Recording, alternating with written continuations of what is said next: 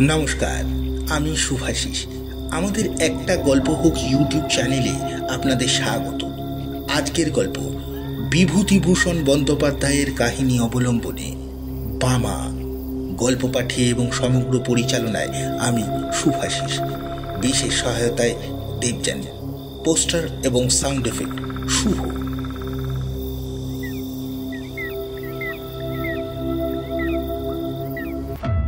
আমার যখন 22-24 বছর বয়স, তখন নানা দেশ বেড়ানোর একটা কাজ জুটে গেল আমার অদৃষ্টে। তখন আমি দৈব ওষুধের মাদুলি বিক্রি করে বেড়াতাম। চুচুড়োর শচীশ কবিরাজের তরফ থেকে মাইনে আর রাহা খরচ পেত। অল্প বয়সের প্রথম চাকরি খুব উৎসাহের সঙ্গেই করতুম। আমাকে কাপড় চোপড় পরতে হতো সাধু সাত্ত্বিক বামুনের মতো। ওটা ছিল ব্যবসায়ের অঙ্গ। গিরিমাটির রঙে ছোপানোর কাপড় পরনে, পায়ে ক্যাম্বিসের জুতো, গলায় মালা, হাতে থাকতো একটা ক্যাম্বিসের ব্যাগ। তার মধ্যে মাদুলি ও অন্যান্য ওষুধ থাকতো। বছর তিনেক আমি সেই চাকরি করি, তারপর শরীর সইল না বলে ছেড়ে দিল।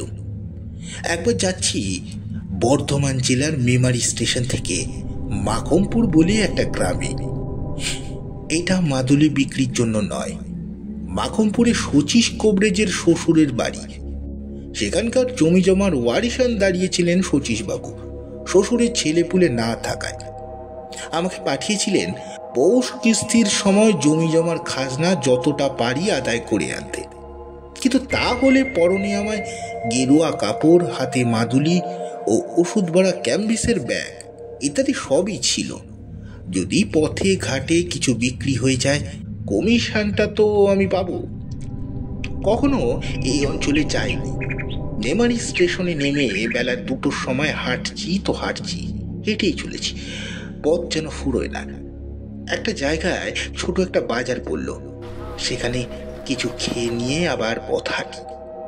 গ্রামে গ্রামে ওষুধ বিক্রি করি, বেশ কিছু রোজগারও হয়ে গেল। দেরিও হলো বিশেষ করে সেই জন্যই। আর একটা বাজার পড়ল, সেখানে দোকানদারের কাছে শুনলাম আমার গন্তব্যস্থানে পৌঁছতে অন্তত রাত 9টা বাজবে। কিন্তু দোকানদারের কাছে শুনলাম, সন্ধ্যের পর আর ওখানে গিয়ে পথ হাঁটবেন না ঠাকুর মশাই। এইসব দেশে ফাঁসুরে টাকাদের বড় ভয়। বিদেশি দেখলে মেরে ধরে সর্বস্ব কেড়ে নিয়ে যায়। প্রায় বনের মধ্যে বড় বড় মাঠে ঘাপটি মেরে বসে থাকে। সাবধান, একটা দিঘি পড়বে মাঠের মধ্যে, ক্রোশ 3 দূরে। জায়গাটা একদম ভালো নয়, বুঝে শুনে যাবেন। বড় বড় মাঠের ওপর দিয়ে রাস্তা। সন্ধে প্রায় হয়। এমন সময় দূরে একটা তাল গাছের দিঘি দেখা গেল বটে। আমার বুক টিপ টিপ করে উঠল। দিঘির ওপাশে সঞ্জয়পুর বলে একটা গ্রাম। সেখানেই রাত্রের জন্য আশ্রয় নেবার কথা বাজারে বলে দিয়েছিল। কিন্তু সন্ধ্যা তো হয়ে গেল তাল দিঘির এদিকেই। সন্ধ্যা হবার দেরি নেই। কোথায় বা সঞ্জয়পুর, কোথায় বা কি? মনে মনে বাড়ি ভয় হলো। কি করি এখন? সঙ্গে মাদুলি আর ওষুধ বিক্রির দরুন অনেক টাকা। পরক্ষণেই ভাবলাম, কিছু না করতে পারি দৌড়তে তো পারবো, না হয় ব্যাগটা যাবে, প্রাণ তো বাঁচবে। ভয়ে ভয়ে দিঘির কাছাকাছি তো এলো। বড় সেকেলে দিঘি, খুব উঁচু পাড়। পাড়ের দুধারে বড় বড় তাল গাছের সারি, তার ধার দিয়ে রাস্তা। দিঘির বাড়ি কিন্তু লোকজনের সম্পর্ক নেই। যে ভয় করেছিল দেখলাম সব ভুয়ো। মানুষ মিথ্যে যে কেমন ভয় দেখায়। প্রকাণ্ড দিঘিটার পার ঘুরে যেমন তাল গাছের সারি, দিঘির উঁচু পাড়কে পিছনে ফেলেছি। সামনে দেখি ফাঁকা মাঠের মধ্যে দূরে একটা গ্রাম লিলি করছে। নিশ্চয়ই ওটা সঞ্জয়পুর। বাঁচা গেল বাবা। কি ভয়টাই দেখিয়েছিল লোকে। দিব্যি ফাঁকা, গায়ে গরু বাছুর চড়ছে মাঠে। কেন এইসব জায়গায় বিপদ থাকবে? আমি এই রকম ভাবছি, এমন সময় তাল পুকুরের পাড়ের আড়ালে যে পথটা, ওই পথ পেয়ে একটা বৃদ্ধ আমার দিকে আসতে লাগলো। বৃদ্ধ বলিষ্ঠ গরমের, এই বয়সেও মাংসপেশি বেশ সবল, গলায় রুদ্রাক্ষের মালা, হাতে একটি লাঠি। বৃদ্ধ আমায় বললে, ঠাকুর মশাই, কোথায় যাবেন? যাব মাখমপুর। মাখমপুর, সে যে এখন থেকে 3 ক্রোশ পথ। কাদের বাড়ি যাবেন? শচীশ কবিরাজের বাড়ি। ও ঠাকুর মশাই কি কবিরাজ মশাইয়ের গোমস্তা? না, গোমস্তা নয়, তবে যাচ্ছি জমি জমার কাজে বটে। এই অঞ্চলে আর কাউকে চেনেন? মহাশয় নিজের বাড়ি কোথায়? আমি এদিকে কখনো আসিনি, কাউকে চিনি নে। মাকমপুরেও যাচ্ছি নতুন। সেখানে কাউকে তাহলে চেনেন না আপনি?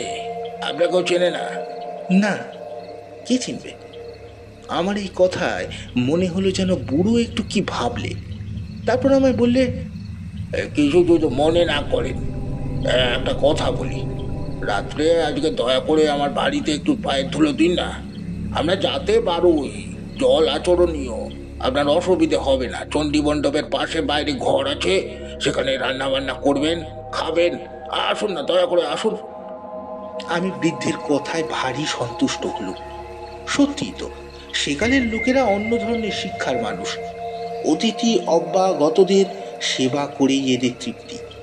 বৃদ্ধ এই প্রস্তাব না করলে রাঢ় অঞ্চলের অজানা মেঠো পথ বেয়ে সমুত আধার রাতে আমাকে যেতে হতো মাখমপুরে 3 ক্রোশ পথ হেঁটে। গ্রামের পূর্ব প্রান্তে বড় মাঠের ধারে বৃদ্ধের বাড়ি। বৃদ্ধের নাম নফরচন্দ্র দাস। আমি চণ্ডী মণ্ডপে গিয়ে উঠতেই একটা কুকুর ঘেউ ঘেউ করে উঠল। কুকুরটার ডাকটা আমার ভালো লাগলো না। এর আমি কোনো কারণ দিতে পারবো না, কিন্তু কুকুরের চিৎকারে যেন হচ্ছে ছন্ন ছাড়া অমঙ্গলজনক অর্থ আছে। মঙ্গল সন্ধ্যায় কোনো গৃহস্থ বাড়িতে আসিনি, যেন শ্মশান ভূমিতে এসেছি। বৃদ্ধের বাড়ি দেখে মনে হলো বেশ অবস্থা সম্পন্ন গৃহস্থ। বাড়ির উঠোনে সারি সারি 3টে বড় বড় ধানের গোলা। গোলার সঙ্গে প্রকাণ্ড গোয়াল ঘর, বলদ আর গাইয়ে গরু প্রায় 20-22টা। অন্তঃপুরের দিকে 4টে বড় বড় 8 চালার ঘর। বাইরে এই চণ্ডী মণ্ডপ, তার পাশে একটা কুঠির, তার পাশে একখানা কুঠুরি। আমার কথাটা ভালো করে বুঝতে গেলে এই কুঠুরিটার কথা আরো ভালো করে শুনতে হবে। কুঠুরিটার চণ্ডী মণ্ডপ সংলগ্ন একটা কামরাও বলা চলে, কারণ একটা সরু রোয়াকের দ্বারা চণ্ডী মণ্ডপের পেছনের দিকের সঙ্গে সংলগ্ন। অথচ দৌড় বন্ধ করে দিলে বাইরের বাড়ির সঙ্গে সম্পর্ক চলে গিয়ে এটা ভেতর বাড়ির একখানা ঘরের সামিল হয়ে দাঁড়ায়। আমার বাসা দেওয়া হলো ওই কুঠুরিতে। কুঠুরির এক পাশে ছোট্ট একটা চালা, সেইখানেই আমার রান্নার আয়োজন করে দিয়েছে। হাত মুখ ধুয়ে সুস্থ হয়ে আমি বিশ্রাম করছি। গৃহস্বামী এসে বললে, ঠাকুর মশাই, রান্না চাপান, আর দেরি করেন কেন? আর রাত করেন কেন? আমি রান্না চালায় বসিয়ে রান্না চড়িয়ে দিতে যাচ্ছি। এমন সময় দেখি একটি বাড়ির বউ ভেতর থেকে এক গাছা ঝাঁটা নিয়ে আমার রান্নাঘরের সামনে ঢুকলো ও ঝাড় দিতে লাগলো। কুঠুরির দরজা খোলা। আমি যেখানে বসে সেখান থেকে কুঠুরিটা ভেতর থেকে দেখা যায়। আমি 2-1বার বিস্ময়ের সঙ্গে দেখলুম বইটি ঝাঁট দিতে দিতে আমার দিকে চেয়ে চেয়ে দেখছে। 2-3বার বেশ ভালো করে লক্ষ্য করে মনে হলো বউটি ইচ্ছে করেই আমার দিকে অমন করে চাইছে। আমি দস্তুর মতো অবাক হয়ে গেল। ব্যাপার কি? সম্পূর্ণ অপরিচিতা মেয়ে, পল্লীর গৃহবধূ, এমন ব্যবহার তো ভালো নয়। কি হাঙ্গামায় আবার পড়ে চাপড়ে বাবা! কর্তাকে কাছে বসিয়ে রাতে রাতে গল্প করবো নাকি? এমন সময় বউটি ঝাড় শেষ করে চলে গেল, কিন্তু বোধহয় 5 মিনিট পরেই আবার এলো। দেখে মনে হলো সে খুব ব্যস্ত, উদ্বিগ্ন, উত্তেজিত। এবার সে কুঠুরির মধ্যে ঢুকে এটা ওটা সরাতে লাগলো, আবার দিকে চাইতে লাগলো। তারপর হঠাৎ রান্নাঘরের দরজায় এসে চকিত দৃষ্টিতে চারিদিকে চেয়ে কেউ নেই দেখে আমার দিকে তাকিয়ে আমার দিকে সরে এসে নিচু স্বরে বললে, ঠাকুর মশাই, আপনি এখান থেকে পালান, না হলে আপনি ভয়ানক বিপদে পড়বেন। এটা ফাঁসুড়ি ডাকাত, রাতে আপনাকে মেরে ফেলবে। বলেই চট করে বাড়ির মধ্যে চলে গেল। শুনে আমি আর নেই। আমার হাতের খুন্তি হাতেই পড়ে রইল। সমস্ত শরীর দিয়ে যেন বিদ্যুৎ খেলে গেল, আর আমার সারা হাত পা অবশ আর ঝিমঝিম করতে লাগলো। বলে কি, দিব্যি গেরস্ত বাড়ি, গোলাপালা, হ্যাঁ ঘরদোর, ডাকাত কিরকম? কিন্তু পালাবই বা কেমন করে? এখন তো বেশ রাত হয়েছে। সামনে চণ্ডী মণ্ডপে বৃদ্ধ বসে লোকজনের সঙ্গে কথা কইছে। ওখান দিয়ে যেতে গেলে তো সন্দেহ করবে। কাঠের মতো আড়ষ্ট হয়ে গিয়েছি একেবারে, হাতে পায়ে জোর নেই, কিছু ভাববার শক্তিও লোপ পেয়েছে। মিনিট পাঁচেক এমনিভাবে কাটলো। এমন সময় দেখি বউটি আবার কি একটা কাজে কুঠুরির মধ্যে ঢুকে খোলা দরজা দিয়ে আমার দিকে চেয়ে দাঁড়িয়ে রয়েছে। মেয়েটি কথা বলার পূর্বেই আমি বললুম, তুমি যেই হও, তুমি পরম দয়াময়ী, বলে দাও আমি কোন পথে কিভাবে পালাবো। বউটি চাপা গলায় বললে, সেই জন্যই তো এলুম, সব দেখে এলুম, সব দেখে এলুম। পালাবার পথ নেই, ওরা খাটি আগলে রেখেছে। আমি বললুম, তবে উপায়? মেয়েটি বললে, একটিমাত্র উপায় আছে, তাও আমি ভেবে এসছি। আমি এ বাড়িতে আর ব্রহ্ম হত্যা হতে দিব না। অনেক সহ্য করেছি, আর কত করব। না, দাঁড়ান ঠাকুর মশাই, আর একবার বাড়ির মধ্যে দেখে আসি, নইলে সন্দেহ করবে। মিনিট পাঁচেক পরে বউটি আবার এলো। চকিত দৃষ্টিতে চারিদিক চেয়ে বললে, শুনুন, আমার উপায়, এই কথাটা মনে রাখুন, এই কটা কথা মনে রাখুন। মনে যদি রাখতে পারেন তবে বাঁচাতে পারবো। আমার নাম বামা, এ বাড়ির নিজ বউ। আমার বাপের বাড়ির গ্রামের নাম কুসুমপুর, জেলা বর্ধমান, থানা রায়না। আমার বাপের নাম হরিদাস মজুমদার, জ্যাঠামশাইয়ের নাম পাঁচকড়ি মজুমদার। আমরা দুই বোন। আমার দিদির নাম ক্ষান্তমণি, বিয়ে হয়েছে সামন্তপুর তেওটা, বর্ধমান জেলা। শ্বশুরের নাম দুর্লভ দাস, সবাই জাতে বারণ। আমার বাবা জ্যাঠামশাই সব বেঁচে আছেন, কিন্তু মা নেই। আমার তখন বুদ্ধি লোপ পেতে বসেছে। যা বলে মেয়েটি তাই করে যাই, এতে কি হবে? বউটি কিন্তু একবার বাড়ির মধ্যে যায়, আবার অল্প 2 মিনিটের জন্য ফিরে এসে আমায় তালিম দিয়ে যায়। মনে আছে তো জ্যাঠামশাইয়ের নাম কি? আমি বললুম, হরিদাস মজুমদার। না না, পাঁচকড়ি মজুমদার। বাবার নাম হরিদাস মজুমদার। আমার দিদির নাম কি? শ্বশুর বাড়ি কোন গায়ে? ক্ষান্তমণি। শ্বশুর বাড়ি কি? আপনি সব মাটি করে দেবেন দেখছি। সামন্তপুর ওটা বলুন। সামন্তপুর তেওটা। শ্বশুরের নাম রামযদু দাস, দুর্লভ রাম দাস। অবশেষে মিনিট 10-12টার মধ্যে আমার কাছে সব পরিষ্কার হয়ে এলো। বউটি বললে, রান্না বান্না করে খেয়ে নিন ঠাকুর মশাই, আর ভয় করবেন না। আমার বাপের বাড়ির নাম ধাম যখন জানা হয়ে গেছে, তখন আপনাকে বাঁচাতে পেরেছি। এখন শুনুন, খাওয়া দাওয়ার পরে শ্বশুর মশাইয়ের কাছে আমার বাপের বাড়ির পরিচয় দিয়ে বলবেন আপনিও তাদের গুরু বংশ। আমার নাম বলে জিজ্ঞেস করবেন আমার বিয়ে হয়েছে কোথায় জানো নাকি।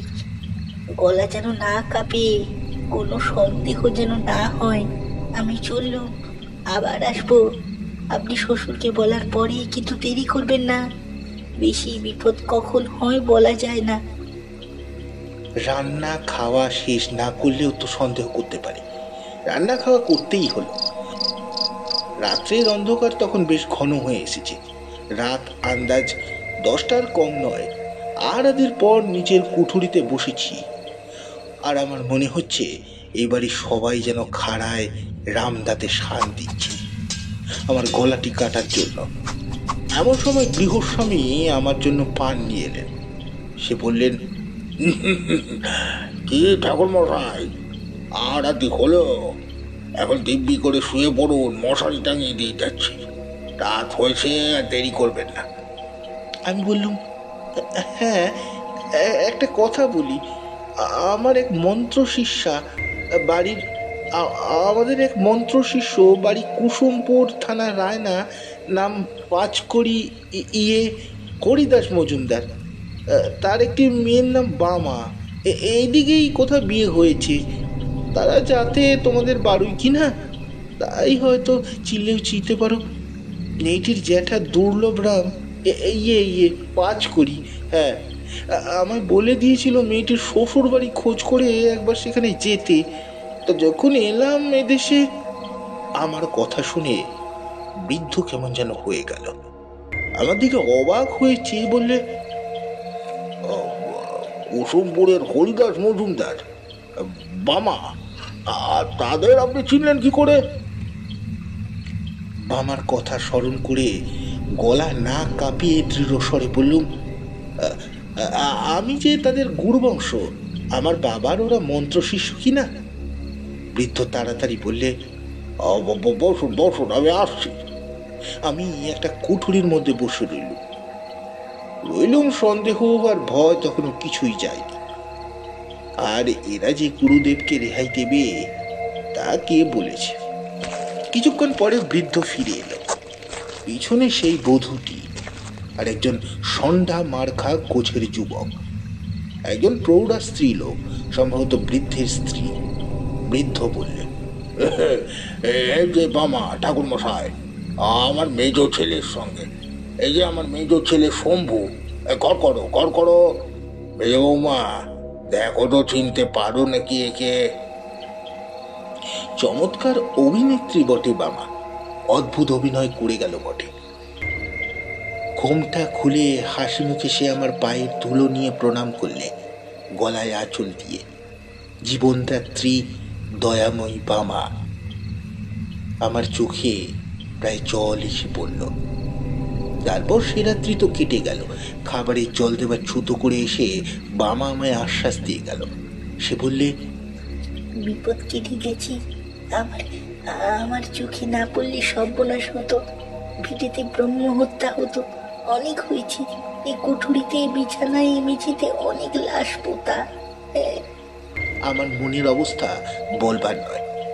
বললুম, পুলিশ কি গায়ের লোক কিছু টের পায় না, কিছু বলে না? কে কি বলবে? এই তো ফাঁসুরি ডাকাতের গা, সবাই একরকম। আগে জানলে কি বাবা এখানে বিয়ে দিতেন? বিয়ের পর সব ধরা পড়ে গেল আমার কাছে। এখন আমার একটা সন্তান হয়েছে, এই পাপ ভিটে বাস করলে তার অকল্যাণ হবে। তোকে বারণ করি, কিন্তু কার কথা শুনবে ও? মাথার উপর শ্বশুর মশাই রয়েছেন, পুরনো ডাকাত দাদারা রয়েছেন। আপনি ঘুমিয়ে পড়ুন বাবা ঠাকুর, আর ভয় নেই। সকাল হলো। বিদায় নেবার সময় বৃদ্ধ 5 টাকা গুরু প্রণামী দিলেন।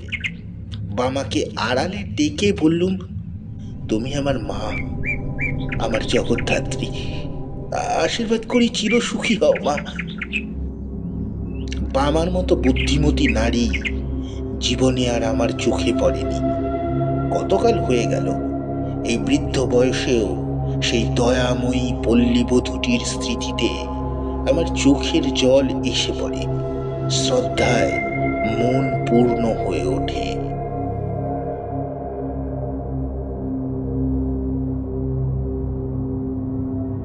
সমাপ্ত। গল্পটি আপনাদের কেমন লাগলো অবশ্যই জানাবেন। গল্পটি ভালো লাগলে লাইক, কমেন্ট, সাবস্ক্রাইব ও শেয়ার করতে ভুলবেন না। নমস্কার।